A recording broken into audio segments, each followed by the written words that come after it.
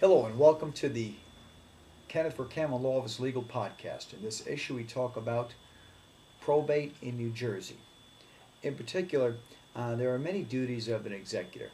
If someone passes away, the executor needs to go to the county surrogate where the person died and bring with them the original will, an original death certificate, and a check for approximately $150.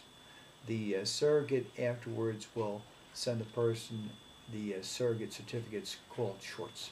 There are many duties of the executor of an estate. The person selected as executor has a duty to probate the will, liquidate assets, pay bills and taxes, file all necessary court and tax returns, and distribute the assets to the beneficiaries. If there's no will, someone can petition the surrogate to be appointed as an administrator of the estate. So in New Jersey, the court and the surrogate do not supervise how an executor or administrator handles the estate. Unfortunately, an executor occasionally fails to timely carry out their duties. They may fail to file tax returns. They may fail to keep records, misappropriate funds, or ignore instructions under the will. If a beneficiary is not satisfied with the handling of the estate, they can have their attorney file a complaint in the Superior Court. The new New Jersey probate statute revised various sections of the New Jersey laws on wills and estates. This law makes a number of substantial changes to the provisions governing the administration of estates and trusts in New Jersey. Now, what are some of the general duties of the executor? 1. Conduct a thorough search of the decedent's personal papers and effects for any evidence which might point that person in the direction of a potential creditor and assets. 2. Carefully examine the checkbook and check register for recurring payments that could indicate an existing debt. 3.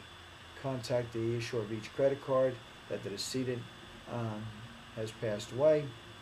4. Contact anyone who provided medical care treatment to determine unpaid bills.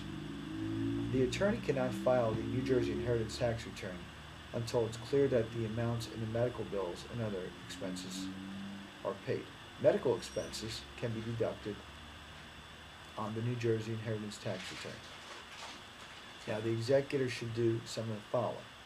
1. Obtain a federal tax ID number. 2. Set up an estate account to pay the bills from. 3. There's a mandatory notice of probate to all beneficiaries. That's usually handled by the attorney. If there's a charity, a notice of probate must be served upon the Attorney General. Then a notice of probate must be filed with the surrogate. That's usually handled by the attorney.